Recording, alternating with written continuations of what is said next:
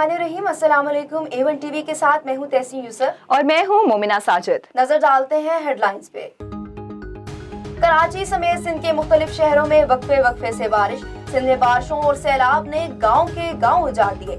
सिंध हुकूमत के मुताबिक बारिशों और सैलाब से 260 से ज्यादा अफराद जाँ बहक हो चुके। सिंध में आज और कल तालीमी इदारे बंद रहेंगे। कराची में बल्दियाती इंतखाबात के लिए इलेक्शन कमीशन का इजलास आज तक। तूफानी बारिशों और सैलाबी रेलों से मुल्क का वसी इलाका मुतासिर। बलूचिस्तान, सिंध, जनूबी पंजाब में हजारों देहात सैलाबी रेलों की नजर हो गए। बस्तियां सफाई हस्ती से मिट गई। शहर के शहर जेरे आब आ गए। हजारों घर मुनहदम हो गए। मुतासरीन हालात के रहमो करम पर। मुतासरीन सैलाब वफाकी और सूबाई हुकूमतों की मदद के मुंतजिर।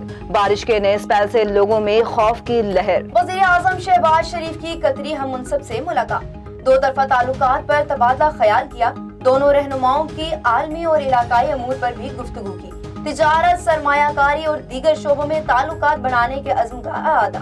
वज़ीर आज़म ने आर्मी बरादरी पर अफगान अवाम की हमायत बढ़ाने पर जोर दिया। बगावत केस में शहबाज गिल को आज इस्लामाबाद की अदालत में पेश किया जाएगा।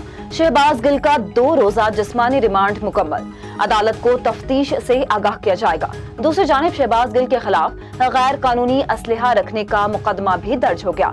इस्लामाबाद पुलिस ने गुज़िश्ता शब छापा मारकर शहबाज गिल के कमरे से असलहा बरामद किया। पहले दबाव में आया था ना अब आऊंगा। चेयरमैन PTI इमरान खान की बनी गाला में मुशावरती इजलास में गुफ्तगू। बोले दुनिया ने देख लिया पाकिस्तानी कौम किसके साथ खड़ी है। मुल्क का निजाम बेहतर करने के लिए कोशिशें जारी रखेंगे। कोर कमेटी इजलास में आइंदा की हिकमत अमली, जुलूसों, दीगर अमूर पर मुशावरत। तहरीक इंसाफ का जल्द इलेक्शन कराने के लिए दबाव बढ़ाने का फैसला। A1 टीवी से फिलवक्त इतना ही। मजीद खबरों और अपडेट्स के लिए देखते रहिए A1 टीवी। A1 टीवी, सब पे नजर, अंदर की खबर।